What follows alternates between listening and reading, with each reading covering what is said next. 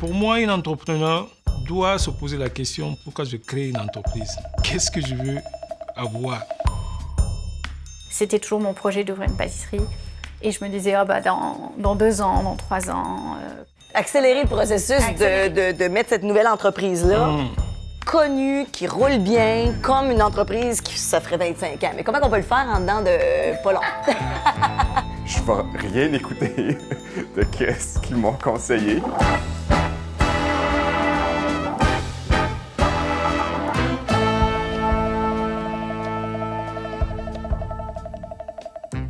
Quelle est ta vision dans tout cela?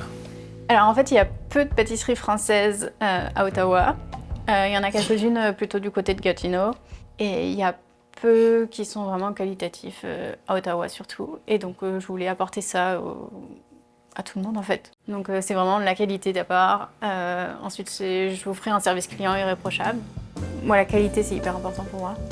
Et ça, les clients, je pense qu'ils s'en rendent compte que ici, c'est le point numéro 1, c'est la qualité.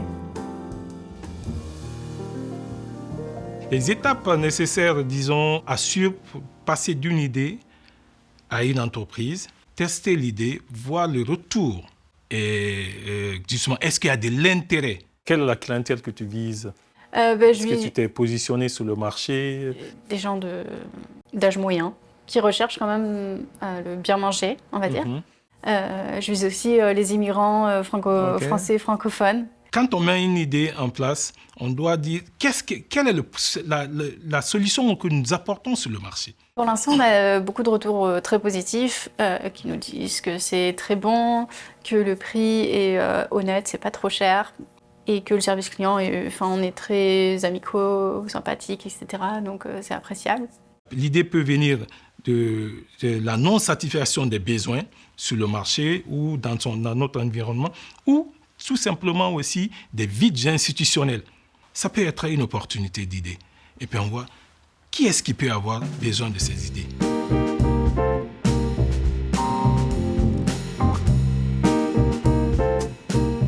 À 25 ans, quand on a commencé, c'est certain qu'on s'est plus créé un emploi que vraiment dire on part en entreprise. Là. On n'était pas dans... parce qu'elle avait 20 ans, moi j'avais 23 ans. C'est entrepreneur, pas parent entrepreneur non plus, donc on ne s'y connaît pas du tout. Puis au fil des ans, on était un petit peu victime de notre popularité. Mais là, quand on a ouvert notre deuxième entreprise, c'est l'année passée qu'on a ouvert, mais c'était un processus de 5 ans, il faut dire, là, avec le ministère, tout ça. On sait très bien, on est allé à l'école de coiffure. Oui, c'est longtemps, mais quand même, ça n'a pas beaucoup changé. Ça n'a pas tant changé, puis c'est pour ça aussi, on trouvait que, voyons, il faut que ça change un peu. C'est ça. Maintenant, voyant les besoins, justement, en formation, et puis votre vision de changer la perception, justement, des gens, de la communauté vis-à-vis de l'industrie de coiffure, d'esthétique, ça, c'est intéressant, parce que l'entrepreneur, c'est ça. On résout des problèmes, on apporte des solutions. Alors, c'est important quand on rentre dans des gammes. Là, vous allez travailler dans différents salons. Avec différentes lignes de produits. Puis, je veux dire, il y a beaucoup de compagnies haut de gamme. Il y en a des moins bonnes haut de gamme, mais c'est à vous de faire vos recherches.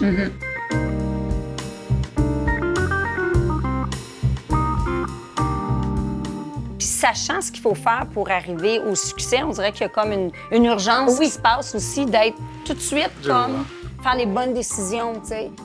Pour les 2 entreprises, c'est important pour nous de montrer qu'on est quand même un enseignement de haute qualité, comme ici, le travail du côté du salon est de haute qualité. C'est important de mettre la vision. Qu'est-ce que je vais faire? Quel est mon pourquoi? Qu'est-ce que vous voulez exactement? Parce qu'on était dans un premier temps dans la prestation de services esthétiques et coiffure. Maintenant, on vient au niveau de la formation, mais de la formation haut niveau. Dans 5 ans, 10 ans, 20 ans, qu'est-ce que je vais devenir en termes financiers? Quel est le chiffre d'affaires que je vise? En termes de changement dans l'industrie que je vais avoir? Qui parle de vision parle de long terme. Les résultats que tu as obtenus sont au-delà de tes attentes. Comment tu t'organises dans ce sens-là? Je sais, en fait, à court terme, où est-ce que je veux aller, donc on va dire dans les 6 prochains mois. Après, j'ai pas de vision au-delà des 6 prochains mois, donc c'est ça qui est plus difficile. Au départ, vraiment, Moi, mon but où j'allais, c'était... j'avais vraiment beaucoup d'ambition. J'ouvre déjà une pâtisserie, puis après, j'aimerais ouvrir plusieurs succursales. D'autres boutiques à travers Ottawa, la ville d'Ottawa, n'est-ce Oui, pas? c'est ça. En fait, j'aimerais ouvrir d'autres boutiques dans d'autres quartiers pour que vraiment tout le monde ait accès. On n'ait pas à venir ici pour chercher des pâtisseries françaises qu'à Kanata, au marché Baille, etc. Mais je n'ai pas le processus, comment j'y arrive, à quel moment. Je prends un exemple, je fais un gâteau, une madeleine. Je dois savoir le processus de production de cette madeleine. Quelles sont les étapes? J'écris tout de suite, voici les étapes. Celui qui vient, et il sait déjà comment les étapes doivent se faire. Toute la différence est dans le process, puisque le process permet d'optimiser le temps, l'énergie et l'argent. Je ne dis pas forcément, c'est quand on veut croire qu'on croit, puisqu'il y a deux types de croissance. La croissance organique, à l'intérieur, tu crois, et tout en, en améliorant et en augmentant ta rentabilité. Okay? Il y a la croissance aussi externe, ce qu'on appelle aussi acquise. Mais moi, c'est en constante évolution. En fait, je suis constamment en train de réfléchir là-dessus, de où est-ce que je veux aller. Quand je dis constamment, c'est tous les jours là. Où est-ce que je veux aller? Quelles sont les prochaines étapes? Est-ce que je veux stabiliser, croître? Tu es dans une industrie quand même qui demande l'optimisation pour être vraiment rentable. Quand il verra des signaux pour la croissance, c'est-à-dire les signaux de croissance, je vais parler ici, l'augmentation au niveau du nombre d'employés, l'augmentation du nombre de clients, la capacité interne de l'entreprise qui a grossi, l'entrepreneur ou l'entreprise peut penser à une croissance. On se sert de nos capacités internes, de nos ressources internes, les meilleures ressources internes pour pouvoir améliorer notre rentabilité, notre profit et avoir une maîtrise justement de ton entreprise avant d'épouser la croissance externe. Je vais commencer à travailler sur mon guide des employés. Ça va être un gros point pour vraiment tout mettre sur papier pour que ce soit clair pour tous les employés. Je vais parler ici de la planification adéquate. En ayant cette planification des processus, par exemple, de production, ça nous permet vraiment d'optimiser. Je vais déjà mettre que pour nous, la qualité, c'est le plus important. Okay. La relation client, mais aussi une bonne ambiance au travail. Donc, on n'est pas obligé de s'entendre avec tout le monde, mais je veux pas des chicanes ou ce genre de choses. Ça, c'est bien ça, oui. C'est déjà un succès au bout de moins d'1 an. La croissance d'une entreprise dépend des objectifs de l'entrepreneur ou de l'entreprise. Il ne s'agit pas de croître pour croître. Il faudrait que tout soit au même niveau, même service, même engagement et même expérience client. Si je peux prendre 4 ou 5 semaines de vacances dans l'année, là, bah c'est ça que je veux. Là, tout de suite, c'est ça que je veux atteindre avant d'ouvrir, je ne sais pas combien, 2-3 succursales. Il faut donc se préparer, avoir une bonne introspection, reconnaître ses faiblesses et ses forces, son niveau de leadership, est-ce que c'est directionnel, est-ce que c'est collaboratif, et savoir effectivement nos forces au niveau des finances, au niveau de la gestion même des ressources humaines, au niveau et aussi du management. Vous êtes dans une approche collaborative plutôt que compétitive, puisque vous voulez, dans l'ensemble, que tout le monde gagne. Vraiment, qu'est-ce qui vous a poussé à faire cela? Où est-ce qu'on sent vraiment? Est-ce qu'on est toujours aussi aligné? Au lieu de dire, ben oui, on a notre mission, notre vision et tout ça, c'est fait. Qu'est-ce que Chantali veut être dans 10 ans, C'est ça. 20 ans, 30 ans? Ouais. Parce que j'imagine que c'est un travail, disons, c'est un héritage que vous voulez mettre en place. Oui. Mais est-ce qu'elle a changé notre vision ou est-ce que Ouais. on peut en rajouter? Vous partagez la même passion. Ouais. Vous devez avoir la même vision. Oui. Et justement, et vous projeter dans cela. Vous avez regardé notre site web. Est-ce que c'était clair, ça, qu'on mettait ça de l'avant, ou c'est juste nous qui... On pensait qu'on était clair dans nos valeurs, dans nos buts, tout ça, parce qu'on l'a toujours appris comme ça. Puis là, surtout, Lucien nous disait... Votre vision, la mission, vos valeurs ont été un tout petit peu occultées. C'est-à-dire que vous n'avez pas mis en avant clairement vos services et des produits que vous vendez. On est vraiment clair? Ce que je vous recommande dans ce sens-là, c'est de mettre en avant vos avantages concurrentiels. OK. Êtes-vous vraiment clair? Ben oui, on est clair, on sait c'est quoi notre mission. Pour qu'après...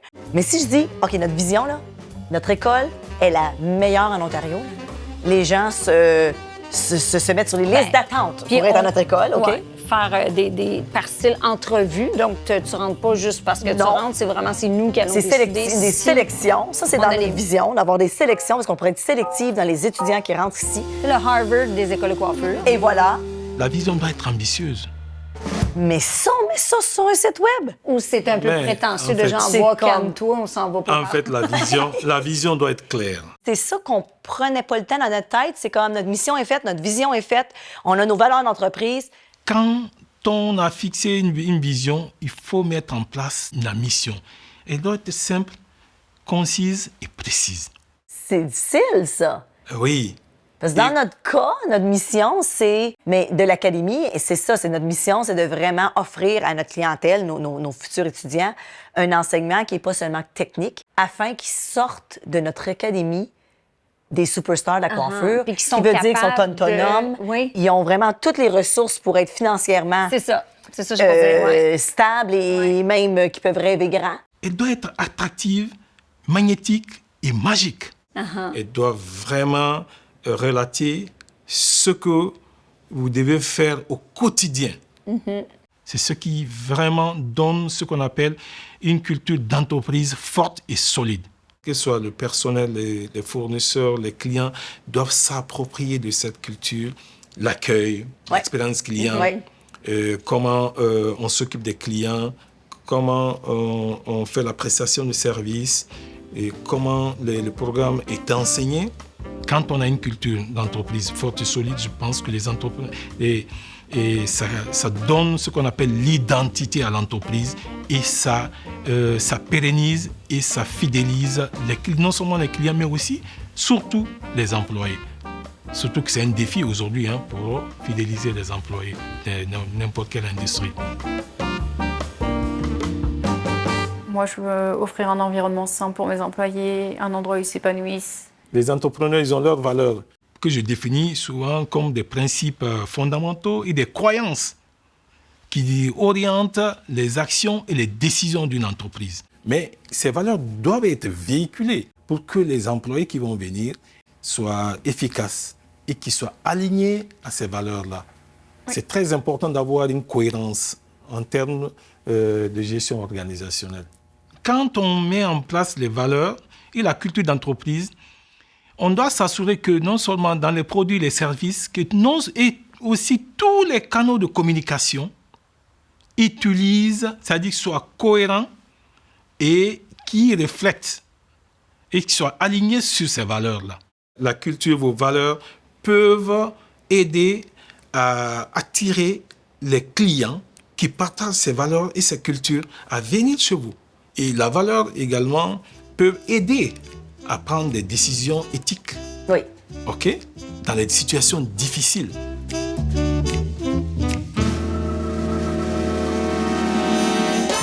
Moi, je voulais trouver une job où est-ce que j'aurais travaillé dans la forêt. C'est ça que je voulais. Je voulais me lever le matin puis aller dans le bois. Mon entreprise, je l'ai démarrée en 2008. Puis là, c'est ça, j'ai eu plusieurs défis, mais je suis rendu, on est quoi, 2023? Puis l'entreprise a grossi depuis ce temps-là. Les arbres me passionnaient. J'étais un gars qui fait de l'escalade. Puis là, j'avais découvert l'arboriculture au collège, qui me passionne autant. C'est ça qui m'a poussé à devenir entrepreneur. Un des défis, c'était de sauver du temps pour la vente, dans le fond, aller chercher nos clients. Hein? De passer toute la semaine à travailler pour amener de l'argent. Puis là, au bout de la semaine, ben là, t'as plus d'ouvrage parce qu'il faut que tu ailles la chercher. Puis là, j'ai vu que je perdais beaucoup de temps aller avoir mon laptop. Oui, avoir mon laptop dans l'auto, écrire la soumission, imprimer, retourner voir les clients, discuter du prix. Là, j'ai décidé de voir s'il y avait des applications disponibles pour optimiser cette partie-là Exact. que j'aimais pas faire, parce que c'était long. À ce niveau, on peut rencontrer des tâches répétitives qu'on peut facilement automatiser. Puis là, j'ai vu qu'il y avait une compagnie qui faisait une application. OK. Puis là, j'essayais de travailler avec, puis il fallait toujours... il y avait toujours des choses qui marchaient pas. J'ai dit, OK, bien, qu'est-ce que je peux faire? Puis en jouant avec, j'avais plein d'idées dans la tête. En jouant avec, comme ça pourrait être amélioré, ça pourrait être comme ci. Fait que je me suis bâti comme une application dans ma tête. Et mon cousin est ingénieur, ingénieur en logiciel. Quand on est entrepreneur, malgré tous les défis auxquels nous faisons face, il y a de l'aide qu'on peut aller chercher autour de nous. Là, il me revient après avec l'application qui est faite, puis c'est comme mieux que ce que j'avais imaginé. Puis tout de suite, dès ce jour-là, j'ai commencé à travailler avec. Cette application-là, on l'a développée pour gérer notre compagnie. Comment ça s'appelle, cette application? Ça s'appelle Arborium. Arborium, hein? Oui, puis j'ai commencé à travailler avec en 2016. Ça sauve des heures, ça facilite les opérations, ça facilite la communication. Puis il y a 2 entreprises là. L'application, sa commercialisation, également l'entreprise que tu gères, que tu as créée depuis 2008. Tu sais, j'en parle un peu de l'application sur des réseaux sociaux avec d'autres arboriculteurs. Tu sais, il y en a un que, tu sais, il m'envoie un texte puis il dit quand est-ce que ça va être disponible, je suis intéressé puis tout ça. Il faut voir quelle est l'audience pour mon produit ou pour mon service. Maintenant, commercialiser. Commercialiser, là, oui, c'est vrai que peut-être que ça fait depuis 2016, par exemple, qu'on y pense.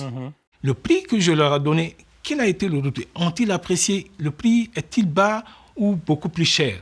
La manière que je pense vraiment, là, peut-être tu vas me donner des bons conseils, c'est juste de le lancer, puis après ça,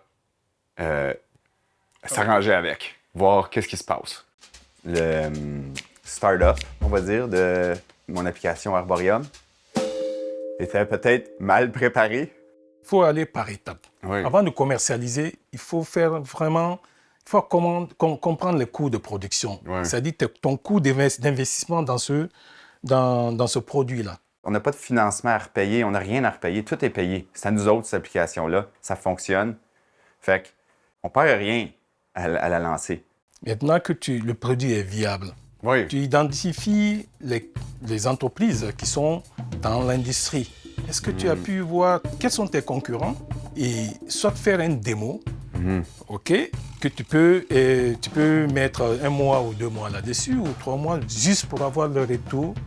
Une fois que le retour est bien, tu as reçu un très bon retour, tu peux en ce moment mettre une stratégie marketing en place. Et en plus, ce que tu peux faire, dédier une équipe. Ça me tente pas de mettre plus d'efforts là-dedans. La distribution, la stratégie de distribution n'est pas en place, la stratégie marketing, l'identification de clientèle, des clients cibles n'a pas été bien faite, et ainsi de suite. Donc, il faut voir le retour. C'est très important, OK? Oui. Avant même de lancer le produit. Puis là, j'ai fait une décision, finalement. J'ai dit, j'ai fait une décision. J'ai dit, je vais rien écouter de ce qu'ils m'ont conseillé. Puis je le sors tout de suite, là, puis on va voir ce que ça donne. That's it.